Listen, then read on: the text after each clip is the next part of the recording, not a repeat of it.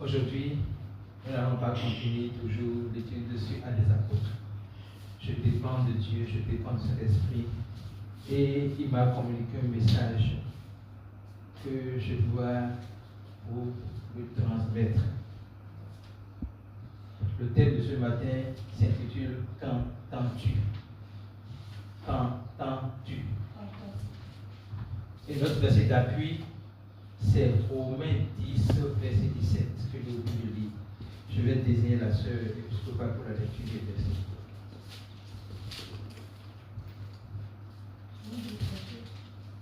Romains 10, verset 17. C'est un verset qu'on peut citer de mémoire. Car la foi vient de ce que l'on entend, et ce qu'on entend vient de la parole de Christ. Car la foi vient de ce qu'on entend, et ce qu'on entend vient de la parole de Christ. Et nous savons que la parole de Christ ici fait référence à l'évangile, à la bonne nouvelle, au message qui expose l'œuvre que Christ a accomplie à la croix pour vous et moi. La foi vient de la bonne nouvelle. La foi vient de l'évangile. La foi vient de l'œuvre que Christ a accomplie. La foi vient du sacrifice de Jésus-Christ à la croix pour toi et moi. Lorsque nous annonçons l'évangile aux gens, lorsque nous avons écouté l'évangile, c'est la foi contenue de l'évangile qui nous a donné la capacité de croire cet évangile. Parce que pour croire l'évangile, ce n'est pas quelque chose de rationnel. Pour croire en l'évangile, ce n'est pas quelque chose de rationnel. Il faut une foi qui dépasse celle, la foi humaine, la foi naturelle, pour accepter que Christ est mort pour toi, Christ est mort pour tes péchés, il a été enseveli et ressuscité le troisième jour. Jusqu'à présent, les gens continuent de résister à ce message parce qu'ils n'ont pas laissé le cœur se convaincre par l'évangile. Mais le message de ce matin, c'est beaucoup plus dans l'approfondissement de ce verset. Ce verset nous amène à savoir que l'évangile porte en lui la foi que nous avons besoin pour croire en l'évangile. Mais le message du matin va se focaliser sur notre vie, notre quotidien après l'évangile. Si nous sommes sauvés par la foi dans l'évangile, notre chrétienté doit s'enraciner toujours sur cette foi dans l'évangile. Est-ce que vous comprenez ce que je dis? Je vous réponds.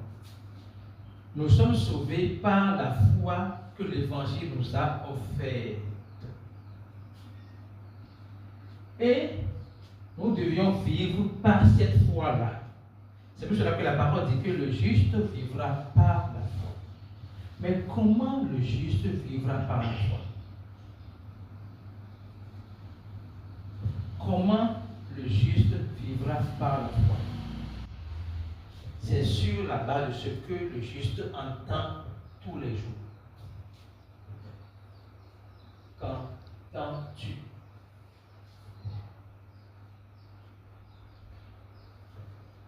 Qu'entends-tu?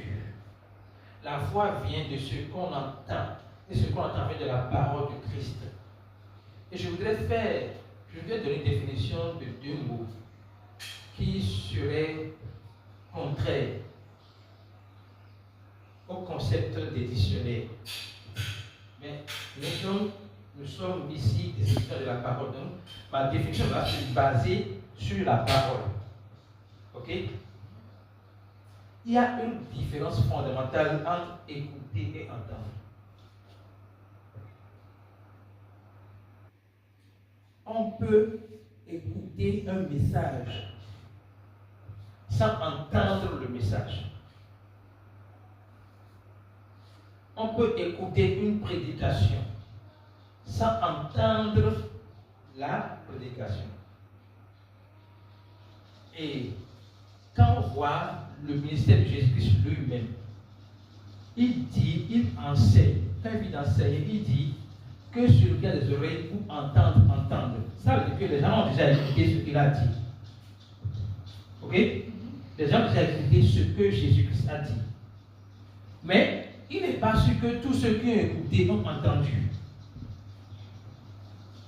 Est-ce que vous comprenez? Le dictionnaire dit que l'écoute, c'est une action active et que entendre, c'est une question passive. Non. L'activité ici, c'est au niveau de l'entendre. Tu peux écouter un message sans entendre le message. Mais tu ne peux pas entendre un message sans l'avoir écouté. Est-ce que vous comprenez ce que je dis? Donc, notre défi, c'est pouvoir s'imposer le devoir d'entendre. Et entendre veut dire comprendre, méditer, creuser, approfondir et enfin en avoir la conviction. Est-ce que vous comprenez ce que je dis? Ce qui a fait que nous avons dit oui à l'évangile, c'est pas parce que nous avons écouté l'évangile, c'est parce que nous avons entendu l'évangile. Nous avons compris l'évangile. Nous avons été convaincus par le Saint-Esprit du péché et nous avons dit oui, je veux recevoir ce pardon de Dieu. Mais nous devions appliquer ce même principe dans toute notre vie chrétienne sur la terre. Qu'entends-tu? Nous venons sur les dimanches, nous enseignons, nous parlons de Dieu. Mais celui qui te quitte ici, on fait à peine 2 heures sur 24 heures de la journée ici. Maximum 2 heures. Les 22 heures restant là, qu'entends-tu? Qu'est-ce qui fait l'objet de ta méditation? Qu'est-ce qui fait l'objet de ta réflexion? Qu'est-ce qui anime ton cœur? Parce que ce que tu entends influencera ce que tu diras. Ce que tu entends influencera ta conduite. Ce que tu entends influencera ta manière de faire face aux défis. Qu'entends-tu? Quand la Bible dit que le juste vivra par la foi, il faut bien comprendre que le juste a été sauvé par la foi et donc il n'a pas d'autre choix que de vivre par la foi. En principe, il n'a pas de choix. Mais nous avons tendance à faire de vivre par la foi une option, un choix. Je peux vivre par la foi quand je peux vivre naturellement. Le constat de vivre par la foi, c'est vivre par la vue. Nous devons vivre par la foi et non par la vue. Quand tu as le focus sur les circonstances, quand tu es concentré sur les circonstances, il est évident que tu ne vas plus pouvoir pas vivre par la foi. Parce que la foi te dit ta vérité, ta réalité. Mais les circonstances te disent le contraire de ce que la foi te dit. Tu dois pouvoir imposer aux circonstances ce que ta foi dit. Mais cela dépend de ce que tu as pu entendre. Cela dépend de ce dont tu te nourris. Qu'entends-tu? Sur 24 heures de la journée, combien de temps tu consacres à réfléchir à la parole de Dieu? Aujourd'hui, nous sommes confrontés aux portables et aux réseaux sociaux.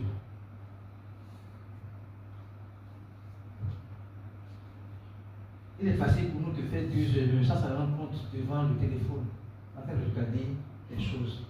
Tu finis de fermer les 2 heures, tu ne peux pas dire que tu as retenu quelque chose. Est-ce que ce temps ne peut pas être capitalisé pour creuser un message, pour creuser une parole de Dieu? Qu'entends-tu? Dans quoi tu investis ce que tu entends? De la même manière que ce que tu entends produit la foi, ce que tu entends peut produire l'incrédulité.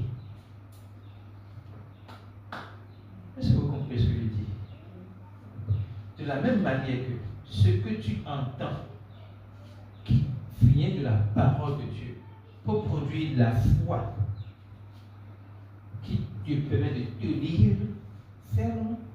De la même manière, ce que tu entends, qui n'est pas la parole de Dieu, peut produire l'intégrité, remettre en cause la parole de Dieu. Qu'entends-tu? Je voudrais que ce message nous interpelle personnellement. Parce que le temps que nous faisons ici ensemble, ça s'appelle 2 heures, dans une semaine. Mais on a quand même 7 jours, 24 fois 7. Qu'est-ce que nous faisons de 7 temps, de ce temps-là? Je prie que le Seigneur vous parle personnellement. Moi, en premier. Parce que ça n'est pas venu par hasard. Qu'est-ce que tu entends? Dans quoi tu es prêt à investir ton temps d'écoute? Je fais un don, tu dis, j'ai dit le temps d'écoute. Écoutez bien. Quand la parole, il y a un esprit qui dit, il a le don de l'écoute. L'expression là signifie quoi? Quand la parole, l'expression dit, il a le don de l'écoute, c'est qu'il a le don d'écouter ce que tu dis, mais de comprendre ce que tu dis. Il peut écouter ce que tu dis sans comprendre ce que tu dis.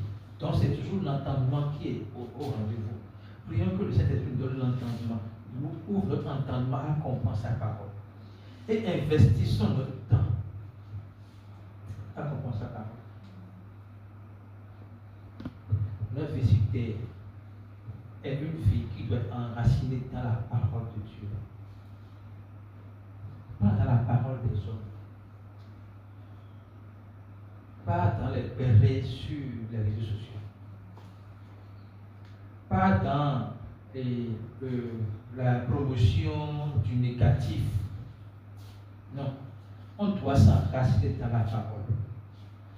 Pourquoi? Parce que à chaque instant de notre vie, nous sommes challengés par le malin.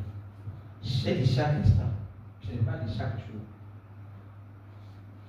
Chaque instant de ta vie, tu prends des décisions.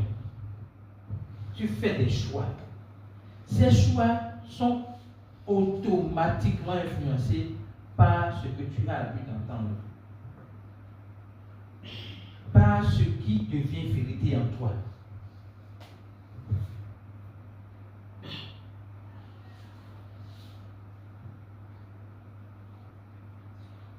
J'ai suivi un petit témoignage d'un pasteur et j'étais béni, je partage avec vous pour que ça nous édifie. Le pasteur d'abord le pasteur, il n'a pas plein d'argent. Donc ce qu'il veut souligner, ce n'est pas à cause de l'argent. Mais sa fille est dépressive. Si on dit que la fille d'un pauvre est dépressive, on va penser à quoi? À l'argent. Sa fille est dépressive. Dans la foulée, la fille d'un pasteur s'est suicidée. Et il était dans son bureau, il priait. Quand une voix lui dit, ta fille va se suicider tout à l'heure, cours pour aller à l'école, à son école. À sa place, il allait faire quoi? Je vais avoir les réponses avant de dire ce qu'il a fait. À sa place, il allait faire quoi?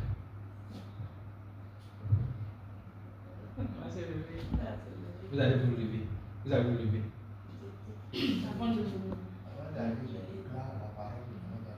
Avant d'aller. Ok. Déjà, la voix elle vient de qui?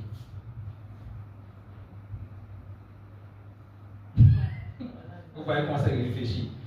On doit savoir si une voix nous parle, on doit savoir qui est cette voix. La voix vient de qui? Répondez correctement. Du malin. Maintenant, le malin vous parle et vous vous levez sur ce que le malin vous dit. C'est pas possible.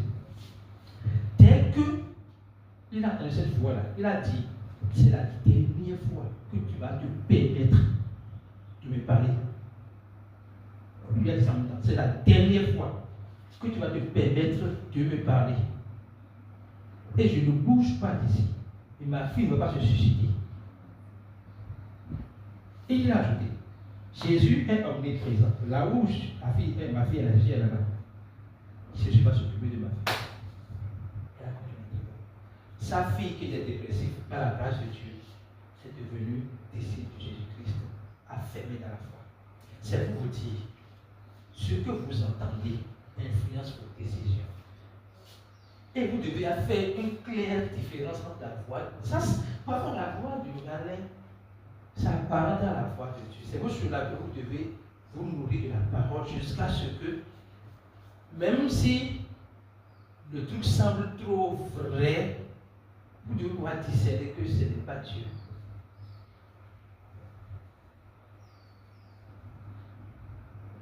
Je vais donner l'exemple pour nous qui sommes mariés.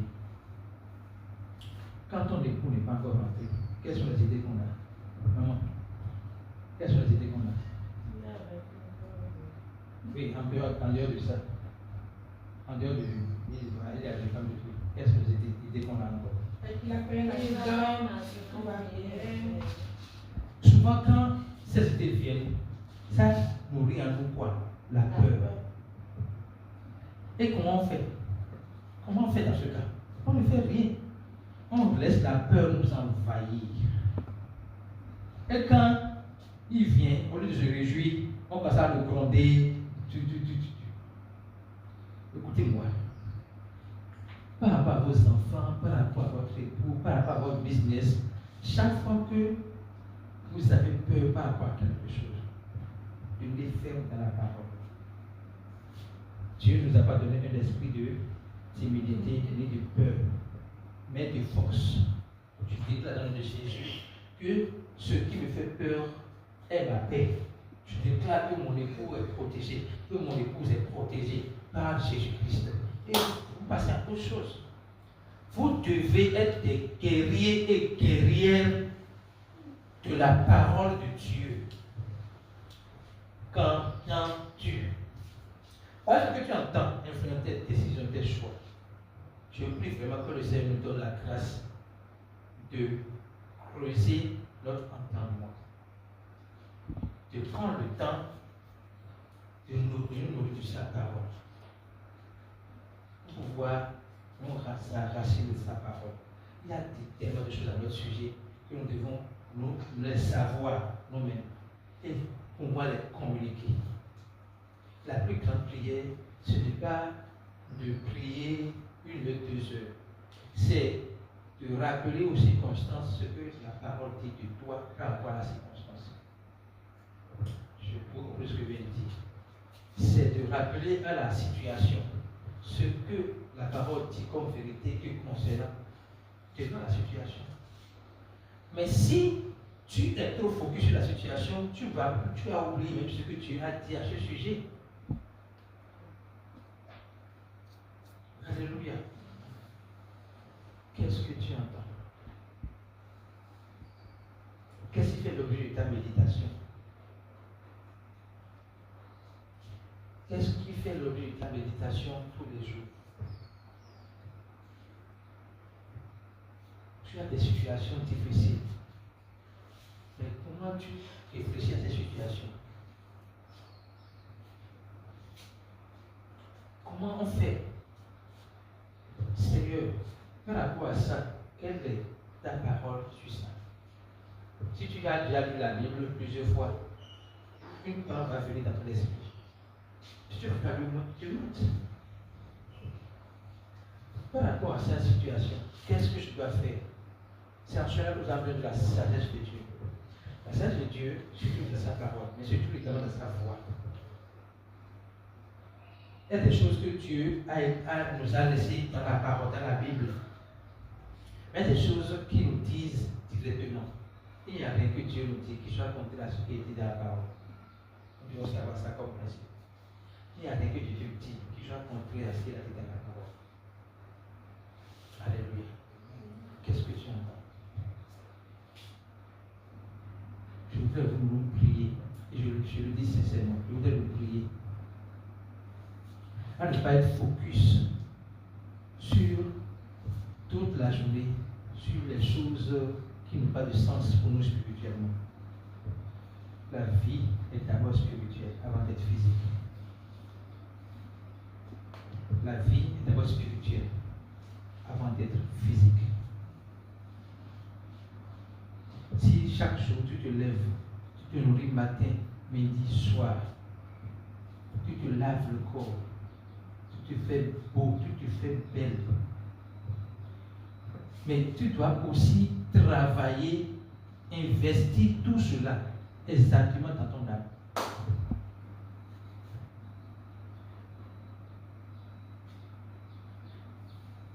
La manière dont tu investis pour te nourrir physiquement, te faire beau, te faire belle physiquement, tu dois pouvoir investir pour que ton âme puisse être bien nourrie de la vie du Saint-Esprit en lui.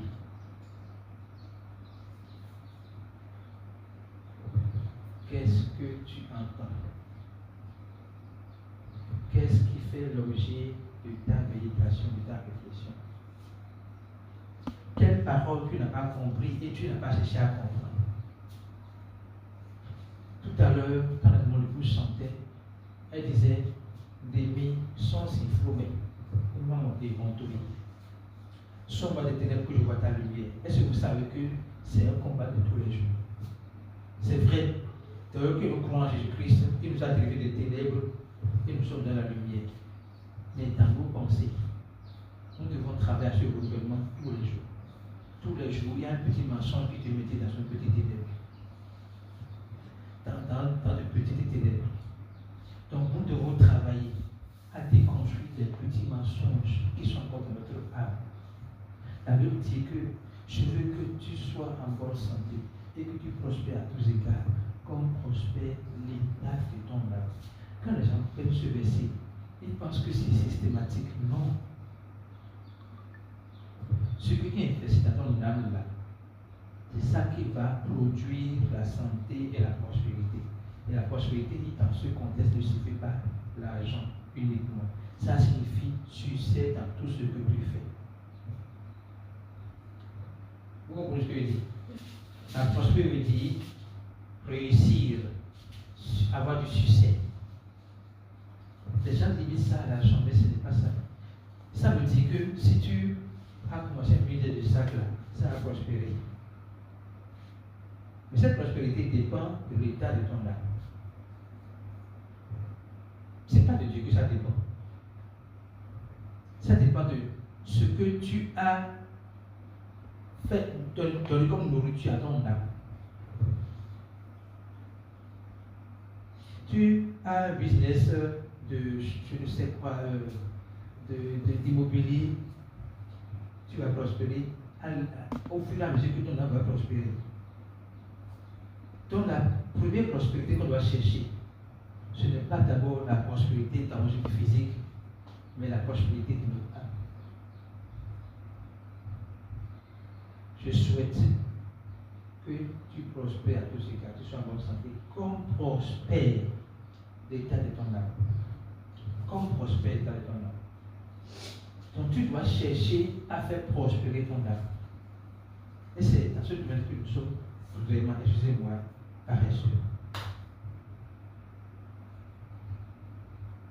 Tu dois faire prospérer ton âme. Tu dois nourrir ton âme de la parole de Dieu. Qu'est-ce que tu entends? Quelle est la nourriture qui te donne ton âme tous les jours? Quel mensonge tu as déjà accepté qui te détruit? Que tu dois encore déraciner. Je prie que le Seigneur te donne cette grâce d'avoir la soif de grandir dans sa parole, pour que sa parole fasse partie de notre vie. Paul a dit, ce n'est plus moi qui vis, c'est Jésus qui vit en moi. En nous disant, ce n'est pas une parole qu'il a mis juste comme ça, c'est qu'il a travaillé à ce que Jésus-Christ vit en lui. Jésus qui vit en toi, c'est un fait. Mais l'établir consciemment dans ton cœur, c'est également un autre aspect.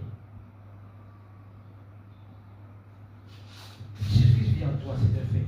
Mais manifester celui qui vit en toi, c'est une autre étape qui demande de l'investissement. Qu'est-ce que tu entends? Qu'est-ce qui te motive chaque jour? Qu'est-ce qui fait ta force au milieu des épreuves?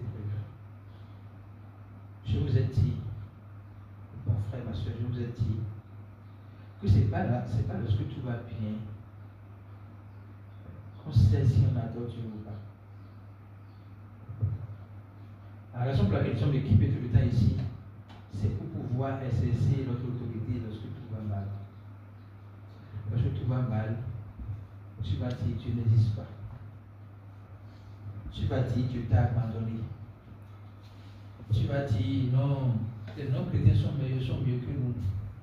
Oui. On est en Jésus, on n'a plus la paix. Mais ceux qui ne sont en Jésus ont la paix. Tu vas commencer par dire du n'importe quoi. En le disant, ce n'est pas parce que tu ne sais pas que la parole dit je suis avec vous tous les jours jusqu'à la fin des temps. Ce n'est pas que tu as oublié ça. Mais le fait que tu n'as pas vraiment enraciné en toi, face à la situation, tu as cédé à ce discours du monde. Est-ce que vous comprenez ce que je dis? Nous devons travailler chaque jour une parole. La Bible dit que ce livre de vie ne s'éloigne pas de ta bouche. Médite-le jour et nuit. C'est alors que tu auras du succès. Médite-le jour et nuit. Sur ça, on doit méditer au moins la parole de Dieu au moins 2 fois dans la journée. Combien de fois toi tu le fais?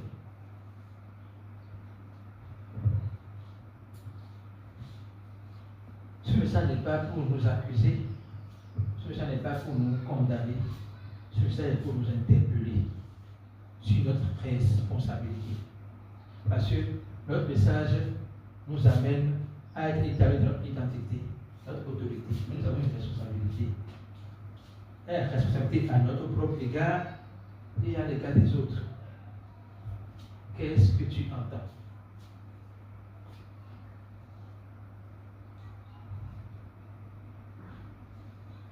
J'ai dit que de ce que tu entends viendra ce que tu diras et les décisions que tu prendras. La Bible dit que la vie et la mort sont au pouvoir de la langue. Et il y a un verset, il y a un complément que les gens ne disent pas souvent. C'est Proverbe 18, lisez-moi ça. Proverbe 18, si je me trompe. La vie et la mort sont au pouvoir de la langue. Proverbe 18, 21. On va lire la phrase qui suit là. La mort et la vie sont au pouvoir de la langue. Oui. Vous aurez à vous rassasier des fruits que votre langue. Vous avez entendu? Aura produit. Vous avez entendu? Reprenez pour qu'ils entendent. La mort et la vie sont au pouvoir de la langue. Oui. Vous aurez à vous rassasier des fruits que votre langue aura produit. Vous avez compris ça?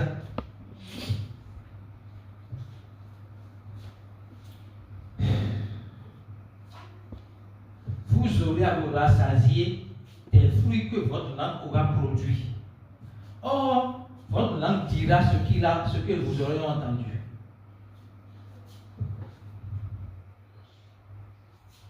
Votre langue dira ce que vous aurez entendu. Si vous exposez la parole 1 heure en une semaine, et que vous écoutez autre chose pendant une semaine, c'est évident que, même si vous ne voulez pas, vous allez finir par accepter ce que vous avez écouté. Et c'est ça, ce que vous avez écouté là, qui va devenir votre discours sans que vous ne sachiez. Non, c'est trop dur au Bénin.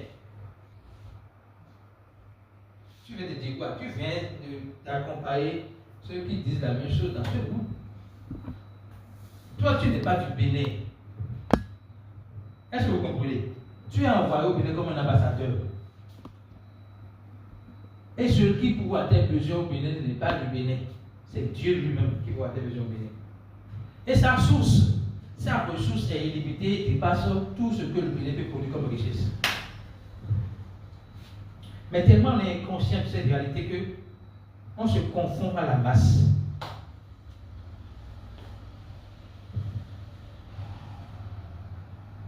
Que dis-tu maintenant?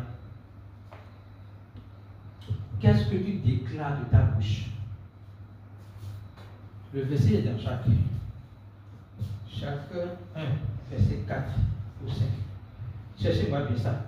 Ça dit que de la même source d'eau, ne peut pas sortir une eau douce et une eau amère. Trouvez-moi ça. C'est dans le livre de Jacques. Jacques 1, 5 ou 4. Ou Jacques 4. Enfin, cherchez. C'est dans le livre de Jacques. De la même source d'eau, ne peut pas sortir une eau douce et une eau amère. Et la parole, Jacques soumet celui-là en comparaison à notre discours à nous.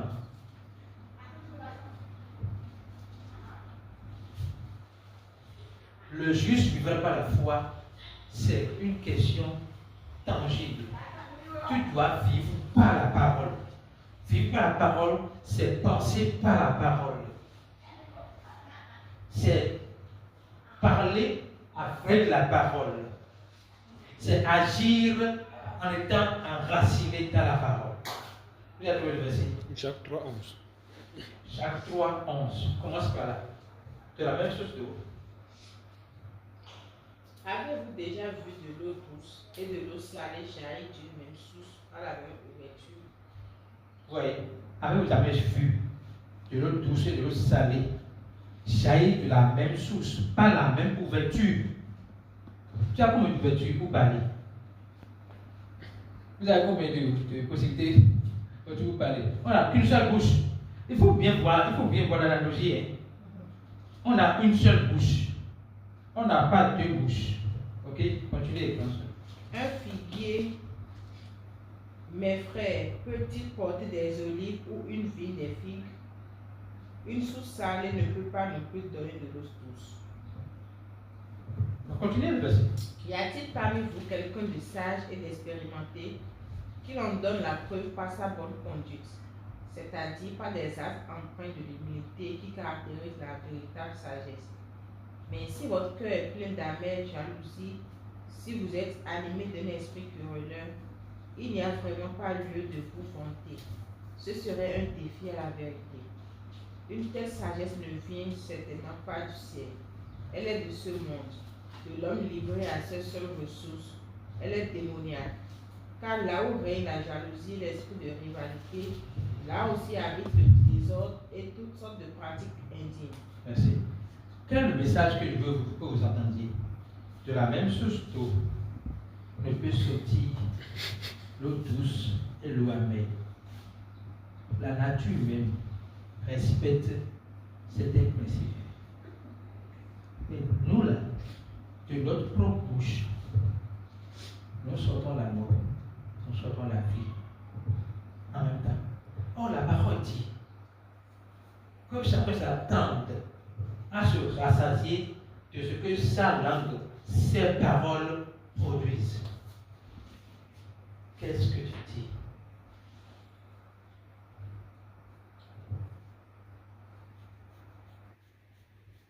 Qu'est-ce que tu dis? Nous devons apprendre à dire ce que Dieu dit. Pas ce que les circonstances nous disent de dire. C'est un peu difficile. Mais nous devons prendre conscience de cela. Nous devons apprendre à dire ce que Dieu a dit de nous. Et non par le langage des circonstances.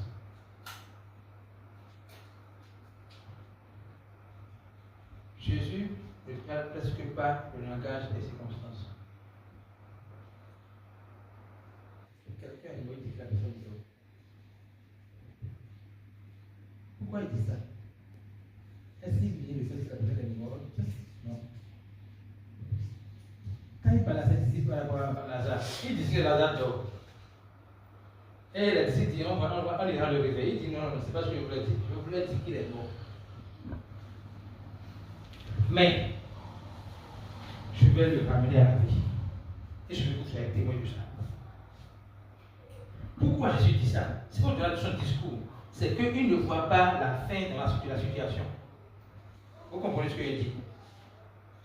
Donc, parler du discours de la situation, c'est comme si tu vois la fin de la situation. Mais comment on le dira? Je suppose que tu es dans une situation de précarité. Et tu parles du discours de la précarité. C'est comme si tu ne veux pas la fin. Pour toi, tu vas rester dans la précarité à vie. Dès que tu ne comprends pas le discours de la précarité, c'est que tu vas rester à vie. Mais si tu vois la fin, tu parleras du discours de la fin.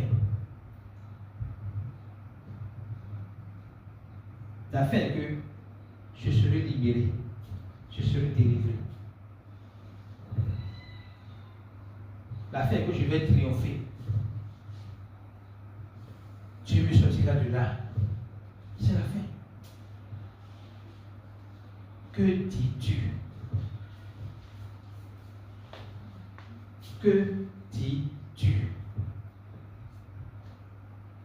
Et je vais finir ma prédication de ce matin avec Marc 11. Après, je sais. Que dis-tu? Jésus a parlé à un figuier. Il a déclaré que tu ne porteras que des fruits. Dès qu'il a dit ça, rien ne s'est passé. Ils sont partis, ils sont revenus le lendemain. Puis il y a depuis le figuier à qui Jésus a dit la veille, tu ne porteras que des fruits, a séché. Et il a dit, Seigneur, le figuier que tu as maudit hier là, a séché. Vous voyez comment Jésus a commencé à le répondre. Verset 20. Le lendemain matin, en passant par là, il vit le figuier. Il avait séché du soir assis. Pierre, se souvenant de ce qui s'était passé, dit à Jésus, Maître, regarde le figuier que tu as maudit. Il est devenu tout sec. Jésus répondit, ayez foi en Dieu. Attendez là. La première chose qu'il met dans la balance, c'est ayez foi en Dieu. Pourquoi il dit ça? Écoutez bien. J'ai dit que vous êtes sauvés par la foi pour vivre par la foi. Ce n'est pas vous êtes sauvés par la foi pour vivre par la peur ou par l'incrédulité, tout ça. Vous êtes sauvés par la foi pour vivre par la foi et non pas la vue. C'est une image qui me vient, je vais vous partager avec vous. Lorsque Pierre marchait sur l'eau vers Jésus, sur l'ordre de Jésus, on dit voir le vent. Comment voir le vent? Voir le vent, il commence par couler. Qu'est-ce qui s'est passé? Il a détourné son focus de Jésus pour se concentrer sur autre chose. Et ce sur quoi il s'est concentré a nourri en lui l'incrédulité. Comment je peux marcher sur l'eau? Comment je peux marcher sur l'eau? Ce n'est pas que le vent soufflait. Le vent soufflait avant qu'il a commencé à marcher. Ce n'est pas après qu'il a commencé à marcher que le vent a commencé à souffler. Donc, il a détruit son regard de Jésus-Christ pour regarder autre chose. Et ce qu'il a regardé a nourri en lui l'incrédulité. Donc, quand Dieu dit ayez la foi, c'est que vous devez être concentré sur la foi. Sur lui. La foi, c'est Jésus-Christ. Ayez la foi. Vous devez être concentré sur Jésus, qui est la foi. Maintenant, lorsqu'il dit ayez la foi, maintenant, sur cette base, la suite. Vraiment, je vous l'assure, si quelqu'un dit à cette colline, soulève-toi de là et jette-toi dans la mer, sans douter dans son cœur, mais en croyant que ce qu'il dit va se réaliser, la chose s'accomplira pour lui. Attendez là. Vous allez me dire comme le frère l'a dit dans le verset. C'est quelqu'un. Reprenez le verset. Écoutez comment une fois Jésus parlait de dire. Oui. Vraiment, je vous l'assure, si quelqu'un dit à cette colline, soulève-toi de là et jette-toi dans la mer, sans douter dans son cœur, mais en croyant que ce qu'il dit va se réaliser, la chose s'accomplira. Amen. Donc, dans le même verset, il a mis l'accent sur dire. Maintenant, que faut-il dire?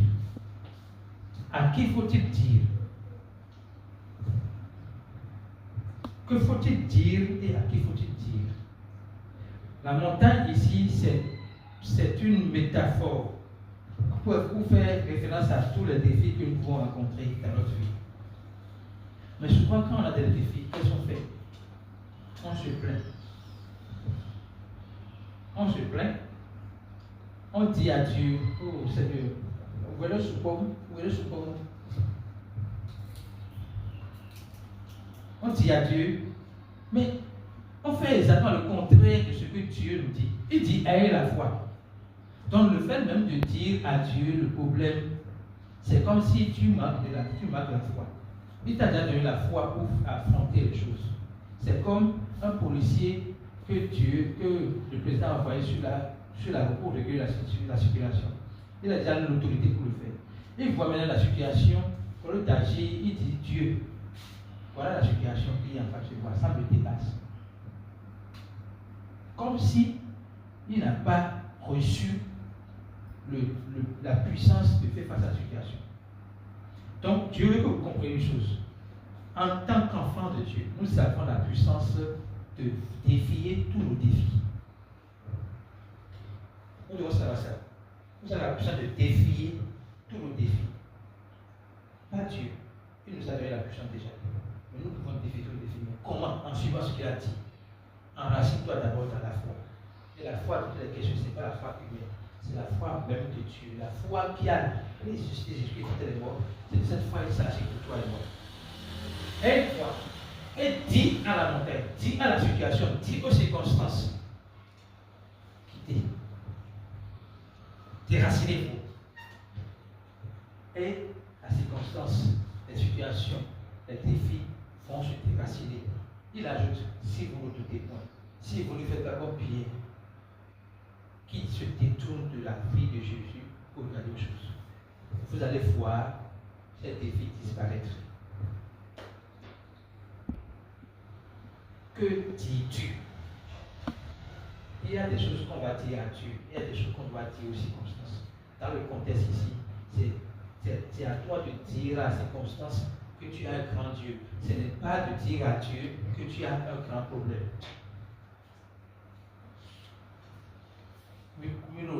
Tu comprends bien. Ce n'est pas à toi de dire à Dieu que tu as un grand problème. C'est à toi de dire au problème que tu as un grand Dieu et à ordonner au problème de quitter. Cela est basé sur la foi. Il dit de ne pas douter. Ne doutez pas. Le doute, c'est quoi? Ça vient annuler le processus et faire reprendre le processus. Ce que tu as déjà déclaré la chose. Tu as déjà accompli. Tu as déjà exaucé ce que tu as déclaré. Le temps que tu doutes. Quand tu doutes, tu annules le processus. Tu peux encore reprendre. C'est pour cela qu'il est plus important pour nous de travailler sur notre foi. C'est pour cela que je vais commencer par dire, est la foi. Et la foi ici n'est pas jaugée par ce que tu vois. Je suppose que tu sais que tu es guéri. Tu dis à Dieu, je suis guéri. Mais la douleur est toujours là. Les défis sont toujours là. Je ne vous dis pas des vagues de pain à l'hôpital. Mais tu as dit que tu es guéri. Tu as toujours les problèmes, les symptômes là. Mais, parce que les symptômes sont là, tu dis non, je ne suis plus guéri. Alors que tu t'es déjà donné la guérison. Lorsque tu crois que tu es déjà guéri et que tu persévères dans cette foi, les symptômes vont disparaître. Parce que tu ne leur donnes aucune chance de survivre. Alléluia. Deuxième aspect de ce discours, c'est le verset 14 et verset 24. C'est pourquoi je vous le déclare. Oui. Tout ce que vous demandez dans vos prières, croyez que vous l'avez reçu et cela vous sera accordé. Tout ce que vous demandez en priant, croyez que vous l'avez reçu et cela va se manifester. Écoutez bien. Ce n'est pas à Dieu que tu vas parler des circonstances, c'est aux circonstances que tu vas parler de ton grand Dieu et d'intimer l'autre circonstance de quitter. Et maintenant, quand tu finis de dire ça, tu dois savoir que tu t'as déjà donné cela. Tu as déjà reçu cela. Et dès que tu sais que tu as déjà reçu cela, tu verras cela se manifester. La plupart du temps, il y a deux blocages à la manifestation de l'exaucement de Dieu. Écoutez bien ce que je dis. Il y a deux blocages à la manifestation de l'exaucement de Dieu. Quand tu as dit à la circonstance, aux circonstances, à la situation, au défi, de partir instantanément, les défis sont déjà partis. Mais voilà les deux blocages, voilà, les voici.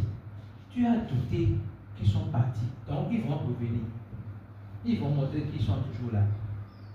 Deuxième chose, tu n'as pas cru que tu as déjà reçu ce que tu as demandé. Tu es toujours dans l'espoir que ça va finir, alors que c'est déjà là. Que dis-tu? Nous devons donc nous enraciner trop haut dans la parole de Dieu. Sinon, de la même manière que tu te nourris tous les jours, matin, midi, soir, et même plusieurs fois, au-delà de 3 fois par jour, on dépasse de 3 fois par jour. De la même manière, tu dois te nourrir de la parole de Dieu, de la parole qui t'a sauvé, de la parole qui va te continuer à te tenir, à te tenir ferme dans ce monde. Nous avons été générés, créés par la parole. Nous devons vivre par cette parole. Quand on dit que je suis par la foi, c'est vivre par la parole de Dieu. Et pour vivre par la parole de Dieu, vous devez la connaître. Vous devez creuser dans la Bible ce que Dieu dit à votre sujet. Vous devez planter une parole dans votre cœur et être sûr que cette parole est vraie. Ça ne peut même pas être plusieurs paroles, mais il doit y avoir une parole là que vous devez planter dans votre cœur. Je finis par un petit témoignage d'une autorité à qui j'ai prêché l'évangile et qui a souvent peur. Il a souvent peur et il doute. Et je lui ai dit, par rapport à tout ça, il faut qu'il répète cette parole. C'est la parole que je lui ai donnée. Ce n'est pas celle que je vous donne forcément, parce que Dieu vous a déjà donné des paroles. Celui qui est en moi est plus grand que celui qui est dans moi.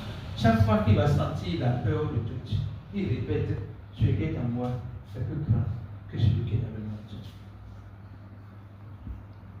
Et plus il répète cela, plus il commence par avoir la paix. Il n'est plus stressé, il n'est plus apeuré.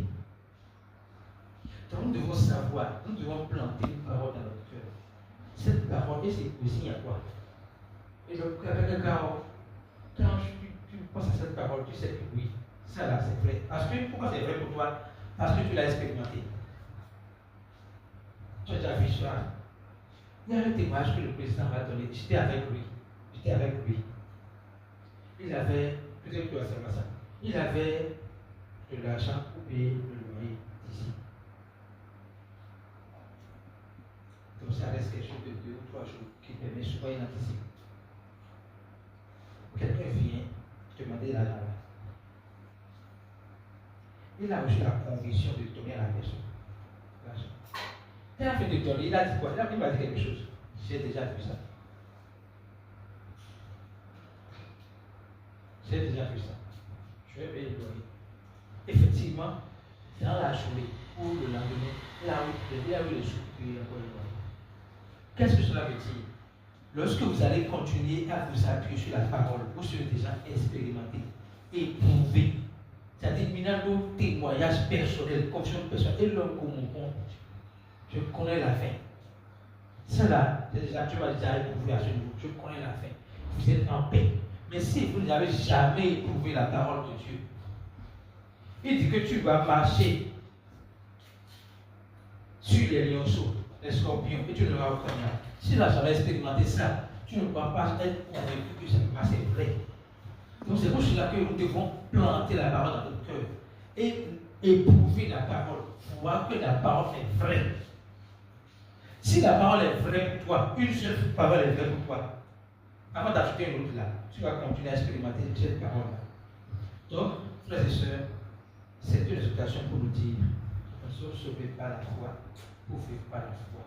Nous sommes sauvés par l'évangile que nous avons entendu, pour continuer à entendre l'évangile là. Parce que c'est l'évangile qui nous a sauvés, qui va continuer à nous porter dans ce monde corrompu.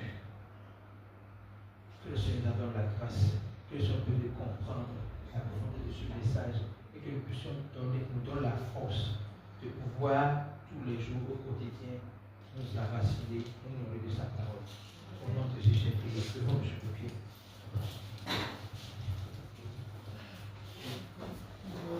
Je voudrais que chacun dise merci à Dieu. Merci pour les paroles que Dieu lui a communiquées ce matin. Je ne sais pas cette parole que tu as reçue. Je ne connais pas ce que Dieu t'a communiqué. Peut-être que ce n'est pas dans ce que j'ai dit. C'est peut-être que quand je parlais, il t'a envoyé, il t'a dit une parole spécifique dans ton cœur. Comment pas dire merci pour cette faveur, pour cette parole qu'il t'a donnée, pour cette parole qu'il t'a communiquée. Comment pas dire merci pour ce message qu'il t'a donné ce matin. Merci Jésus, parce que tu m'as béni ce matin. Merci Jésus, parce que tu me rappelles la fondation de ma foi. Je dois continuer à me nourrir de ta parole. Autant que je me nourris, je nourris mon corps, je dois nourrir mon âme. Merci Jésus de me faire comprendre cette vérité et de m'aider, de m'aider à prendre au sérieux cette vérité. Merci Jésus pour ton amour. Merci pour ta grâce. Merci pour ta paix. Je te dis merci pour la parole que tu m'as donnée. Je te demande la grâce de m'aider à planter cette parole dans mon cœur, afin que cette parole soit enracinée en moi. Seigneur Jésus, merci, infiniment merci. Merci, infiniment merci.